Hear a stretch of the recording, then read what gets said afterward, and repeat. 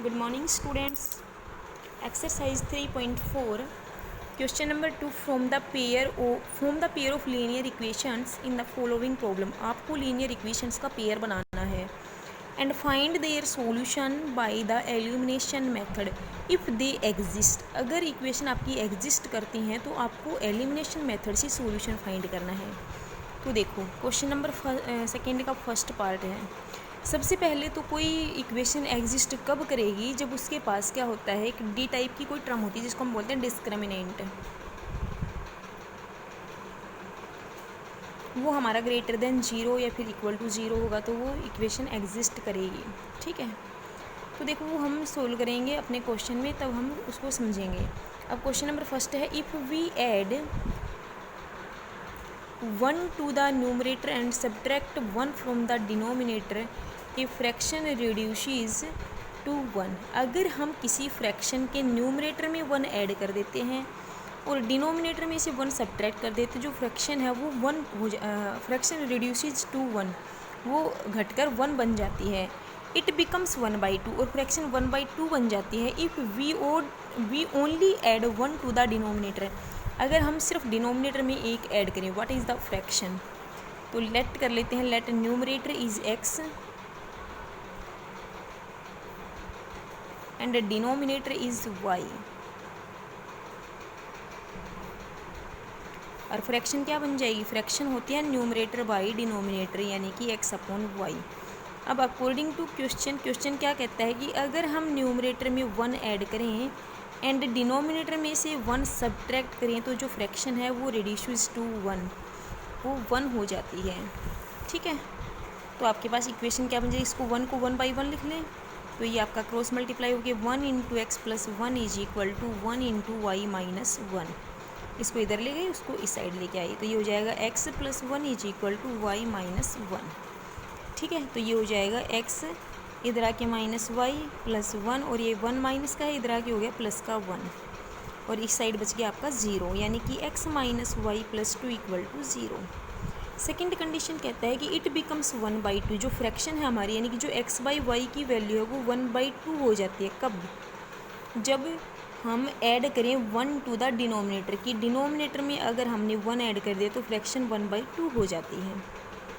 Cross multiply कीजिए तो ये हो जाएगा 2x is equal to y + 1, यानी कि 2x - y - 1 = 0. हमारे पास दो इक्वेशंस हो गई. ठीक है, अब हमें क्या करना है, इन दोनों को सोल्व करके और y की और x की वैल्यू निकालनी है. ठीक है, बाय द एलिमिनेशन मेथड. तो एक आपके पास equation, this is equation first, this is equation second. तो हम क्या करेंगे, सब्ट्रैक्ट इक्वेशन 2.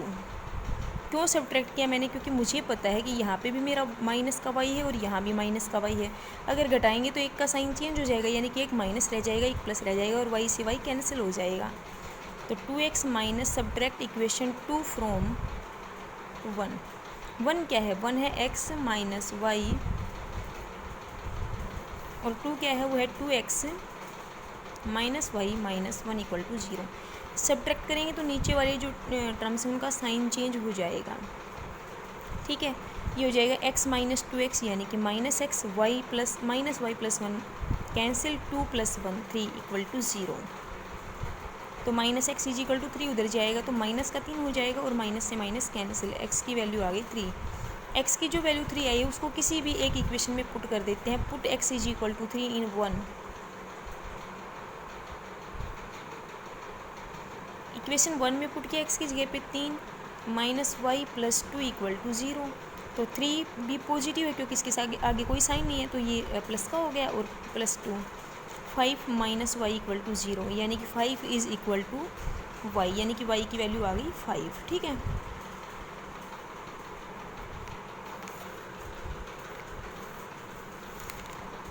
अब पूछा गया फ्रैक्शन क्या है, फ्रैक्शन है x/y यानी कि 3/5.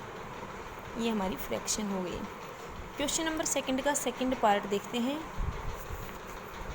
5 years ago, 5 साल पहले, Noori was thrice as old as Sonu. 5 साल पहले नूरी सोनू की एज का 3 गुना था. 5 years ago, 5 साल पहले, Noori was thrice as old as Sonu.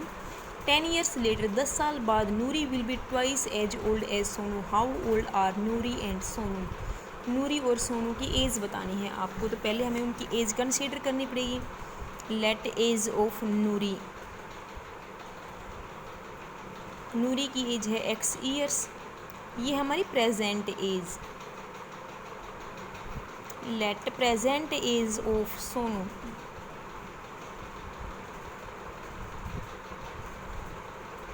This is y years.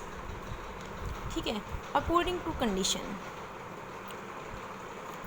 या फिर अकॉर्डिंग टू क्वेश्चन में क्या कहा गया है कि 5 ईयर्स अगो, 5 साल पहले. अब देखो 5 साल पहले जो नूरी था वो 5 साल छोटा था, यानी कि x-5 था. एंड जो सोनू था वो भी 5 साल छोटा था, यानी कि y-5 था. कहता है कि 5 years ago Noori was thrice as old as Sonu. Noori की जो एज थी वो सोनू की एज का 3 गुना थी. ठीक है.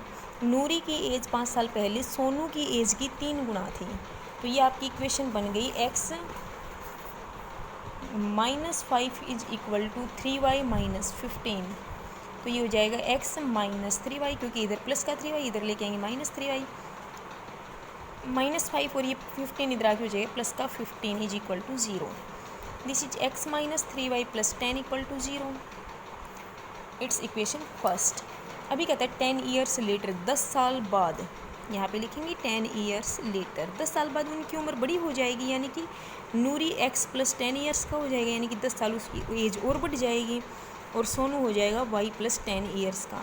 अब कहते हैं Noori was twice as old as Sonu. की जो नूरी की जो एज है 10 साल बाद वो सोनू की एज का 2 टाइम्स हो जाएगी, यानी कि x + 10 is equal to 2y + 20.